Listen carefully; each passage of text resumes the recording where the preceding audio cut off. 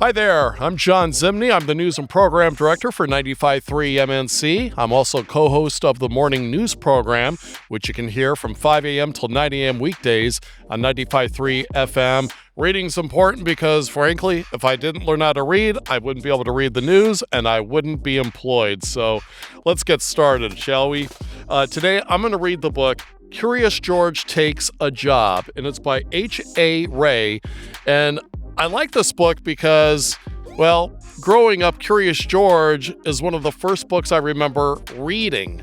And I grew up as the son of two school teachers, so believe me, they had me reading all the time. But let's get going here with Curious George. Love this little monkey. It's George. George lived in the zoo. He was a good little monkey because he was very curious. He wanted to find out where he was going. He wanted to find out what was going on outside of the zoo. One day, when the keeper was not paying attention, George got a hold of the key to the cage. And when the keeper discovered what had happened, it was too late. George was gone. Where was George? They looked for him everywhere, but they couldn't find him. George was hiding in the hay of his friend, the elephant. Finally, the keepers gave up looking for him. George found a nice cozy spot to sleep under the elephant's right ear, and the next morning, before the zoo opened, he got away safely. Once in the street, George felt a little scared. What should he do in the big city? Maybe he could find his friend, the man with the big yellow hat, who had brought him over from Africa a long time ago. Only George did not know where he lived. There was a bus stopping at the corner. George had never ridden on one. Quickly, he climbed up a lamppost, jumped on top of the bus, and off they went. Now they were right in the center of the town. There was so much to see, and George did not know where to look first. If only he could go on riding like this forever. But after a while, George got a little tired and a little dizzy. And when the bus slowed down to turn into a side street, George jumped off. And there was a restaurant right in front of him. Something smelled good. Suddenly, George felt very hungry. The kitchen door stood open, and George walked in. And on the table was a big pot. Of course, George was curious. He had to find out what was in it. And when the cook came back, he had a big surprise. Spaghetti was all over the place, and in the middle of it, a little monkey. George had been eating yards and yards and wound himself all up in it. The cook was a kind man and didn't scold much, but George had to clean up the kitchen and do all the dishes. And my, there were a lot of them. The cook was watching George. "You're lucky to have 4 hands," he said. "You can do things twice as quickly. I have a friend who could use a handy little fellow like you to wash windows, and if you'd like to, I'll take you over to see him." So they went down to the subway and took an uptown train to find the cook's friend, who was an elevator man in a skyscraper. "Sure, I can use you, George," the elevator man said. "I'll give you what you need for the job, and you can start right away. But remember, you're here for washing windows. Never mind what people inside the house are doing, and don't be curious, you'll get in big trouble." Well, George promised to be good, but little monkeys sometimes forget. George was ready to start. My, how many windows there were. But George got ahead quickly, and since he had worked with all 4 hands, he jumped from window to window, just as he had once jumped from tree to tree in the African jungle. Well, for a while, George stuck to his work and did not pay any attention to the people inside. Of course, he was curious, but he remembered his promise. In one room, a little boy was crying because he did not want to eat a spinach. George did not even look, but went right on with his work. In another room, a man was taking a nap and snoring.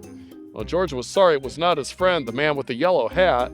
He listened to the funny noise for a while, then went on working. But what was going on in here? George stopped working and pressed his nose against the window. 2 painters were working inside, and George was fascinated. Painting looked like a lot more fun than watching windows. The painters were getting ready to go out for lunch, and the minute they left, George climbed inside. And what wonderful paints and brushes they had! George could not resist. An hour later, the painters came back. They opened the door and stood there with their mouths open. The whole room had changed into a jungle with palm trees on the walls and a giraffe and 2 leopards and a zebra and a little monkey. He was busy painting himself on one of the trees, and the painters, they knew what happened. Luckily, George was close to a door, and he ran out as fast as he could, and after him ran the two painters, and the elevator man, and then the woman who lived in the place. "Oh, my lovely, lovely room," the woman said. "Don't let him get away." George headed for the fire escape. George reached the end of the fire escape. The others had not caught up with him yet, and here was his chance. They couldn't jump, but George could easily jump down and escape, and the moment he would, he knew he'd be safe. Poor little George. He had forgotten that the pavement was hard as stone, not like the soft grass in the jungle. Too bad. The fall had broke his leg, and an ambulance came, and off George went to the hospital. "He got what he deserved," the woman said, "making my apartment into a jungle indeed." "I told him he'd get into trouble," the elevator man added. "He was too curious." Well, George had to lie in bed with his leg high up in a plaster cast, and he was very unhappy. It had all started out so nicely. If only he had not been so curious, he could have had a lot of fun. Now it was too late. But the next morning, George's friend, the man with the big yellow hat, was buying his newspaper, and suddenly he got very excited. "This is George," he shouted when he saw the picture on the front page. Quickly, he read the whole story and then ran to a telephone booth to ring the hospital. "I'm George's friend," he said to the nurse who answered the telephone. "Please take good care of him so that he'll get better quickly. I want to take him to a movie studio and make a picture about his life in the jungle. And don't let him get into any more mischief until I can take him away." Finally, the day came when George could walk again. "Your friend is going to take you away this morning," said the nurse. "Just wait right here for him and don't touch anything." Well, as soon as George was alone, he looked around at all the strange hospital things, and I wonder what's in that big blue bottle, he thought. Oh boy. George was curious, the bottle smelled funny, and suddenly his head began to turn, and he felt as if he was flying. And then the rings and the stars danced right before his eyes, and everything went dark. And this is how the man with the yellow hat found George when he came to call for him. They picked him up and shook him, but they couldn't wake him up. He was fast asleep, and that finally they had to put him under the shower. How surprised he was when he woke up. George said goodbye to the nurse and the kind doctor, and then he and the man with the big yellow hat got into the car and drove to the movie studio.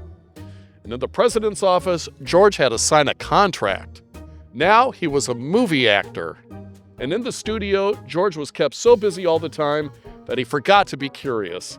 He liked the jungle they made for him, and he played happily there. And when the picture was finally finished, George invited all of his friends to see it. The doctor and the nurse and the ambulance driver, the man from the newsstand, the woman and the elevator man, and the two painters and the cook and the reporter, all of the keepers of the zoo. And now the lights went out, the picture started. "This is George," the voice began. "He lived in the jungle. He was a very good little monkey. He only had one fault. He was too curious." One book, many voices. Join and read with everyone.